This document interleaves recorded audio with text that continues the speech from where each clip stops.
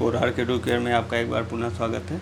अगर अभी तक आपने हमारे चैनल को लाइक और सब्सक्राइब नहीं किया है तो ज़रूर कर लीजिए, ताकि समय समय पर आपको उपयोगी पाठ्य सामग्री मिलती रहे। आज हम बात करेंगे प्रमुख कृषि क्रांतियों पे, जो कौन सी क्रांति किससे संबंधित है और किस लिए चर्चित है। तो ये क्रांति है, इसका उद्देश्य क्या था। तो सबसे पहले हम बात कर लें हरित क्रांति। हरित क्रांति का उद्देश्य था कृषि विकास को बढ़ावा देना।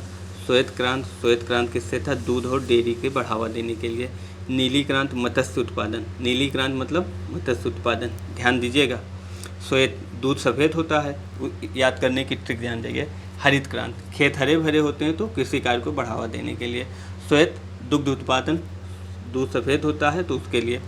नीली क्रांति मत्स्य उत्पादन, आप इसका भी कर सकते हैं। पीली तिलहन के लिए होता है, सरसों पीला होता है, इसको याद करने का ट्रिक। गुलाबी क्रांति झींगा का। भूरी क्रांति उर्वरक क्षेत्र को नियंत्रित करके और जो जहाँ अधिकता है उसको नियंत्रित किया जाए और जहाँ कमी है उसको पूरी किया जाए, इसके लिए भूरी क्रांति। बादामी क्रांति मसालों के उत्पादन एवं निर्यात में वृद्धि के लिए, इसको भी ये इम्पॉर्टेंट है विशेष। आए हुए लगभग सभी क्रांतियाँ हैं, इसको सबको आपको ध्यान देना है। तो बादामी क्रांति क्या है, मसालों के उत्पादन एवं निर्यात में वृद्धि के लिए।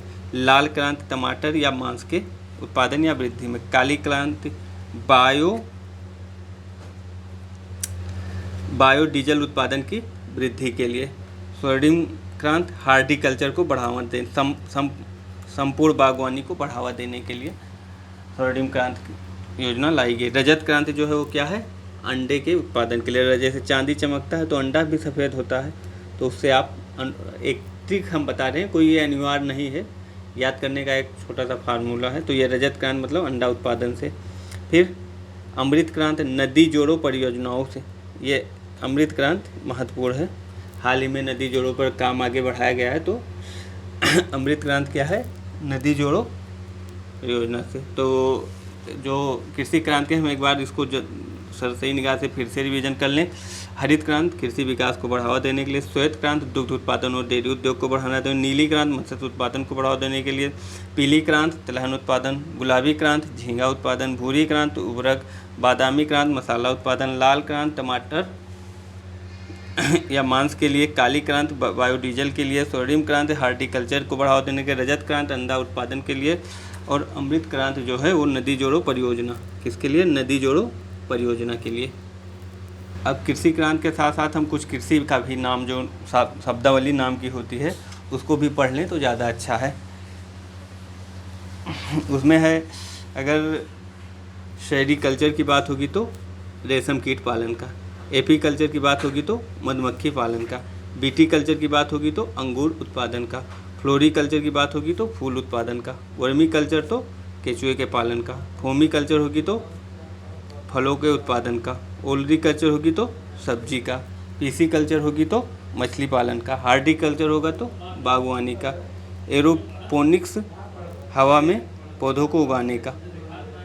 फिर हाइड्रोपोनिक, एरो में हवा का हो गया, तो एरोपोनिक हो गया हवा में पौधों को उगाने का। हाइड्रोपोनिक हो गया जल में पौधों को उगाने का। फिर सिल्वीकल्चर हो गया वनों में कृषि का। ओल्वीकल्चर होगा जैतून की खेती का। एक बार पुनः देख लें, सेरीकल्चर रेशम कीट। एपीकल्चर मधुमक्खी।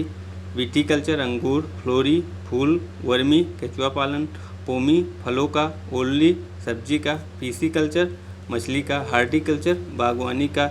एरोपोनिक हवा में पौधों का। हाइड्रोपोनिक जल में पौधों का उगाने का। सिल्वीकल्चर वनों की